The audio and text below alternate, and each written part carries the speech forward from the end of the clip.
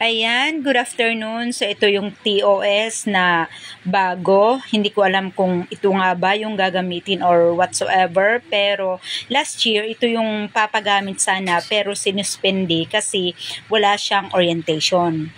Pero nung gawaan ng pretest, ito po yung pinagamit sa amin.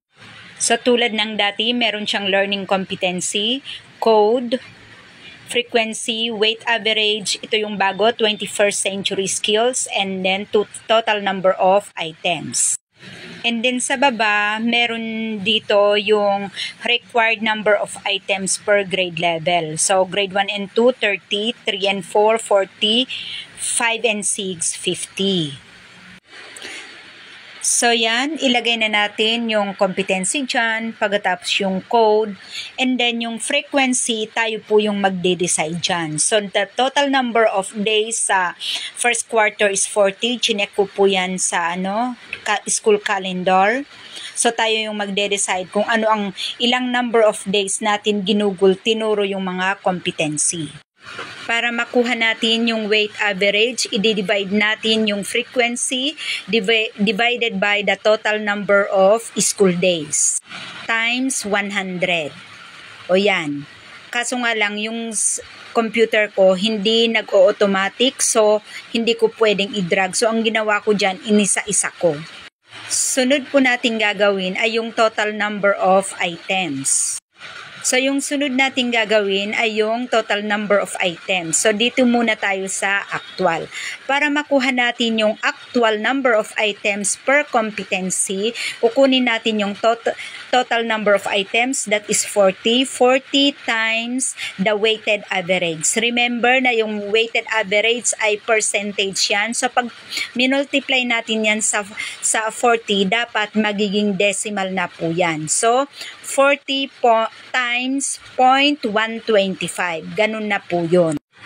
So, since whole number po itong actual number of items ko, wala na po akong kailangang i-adjust kasi whole number lahat po yan. Sunod po natin gagawin ay i-distribute na po natin itong total number of items dito sa 21st century skills. So, unahin po natin itong problem solving skills. Pero bago yan, nakalimutan ko pala yung percentages na nasa baba. So pag makikita ninyo, problem solving is 35%, information literacy is 30%, and critical thinking is 35%. So kunin po natin yung percentage ng mga yan sa 40 items. Kasi 40 items yung ginawan natin ng number of items. So, yung 35 items ng 40 is 14, 30% of 40 is 12, and 35% of 40 is 14. So, dito na tayo sa problem solving. Paano nga natin gagawin yun? Ang gagawin natin, kukunin natin yung 35% of the actual number of items. So, 5 times 0.35. O, ganun lang po yun.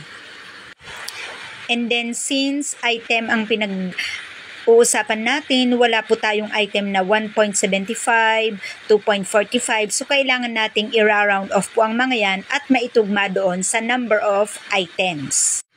So, same process po ang gagawin natin dito sa information literacy. Kukunin po natin yung 30% of the actual item. So, gawin nating equals 5 times 0.30. Ayan, yan ang gagawin natin hanggang sa dulo. Since item ulit ang ating pinag-uusapan, kailangan nating mag-round off para may sakto doon sa 12 items kasi 30% of 40 is 12. Sunod, dito na tayo sa critical thinking. Mabilis na lang dyan kasi titingin na lang tayo dito sa actual number of items. So, 5 doon. So, may dalawa na tayo, may dalawa. So, isa na lang yung kulang. O, diba? Dito sa isa, may dalawa, may tatlo. Ang kulang na lang natin is dalawa para makumpleto yung 5. O, ganun na lang yun. Tingin-tingin na lang tayo kung saan yung kulang. Next, check na natin kung tama yung total vertically and horizontally. Pag tinotal natin pababa, dapat 14. Pag tinotal natin ng pahiga, dapat 5. Ganyan. And then, i-check na natin yung mga ibang items. Pag okay na lahat, ready na tayong maggawa ng test questions. Maraming salamat sa panonood. Sana nakatulong sa inyo.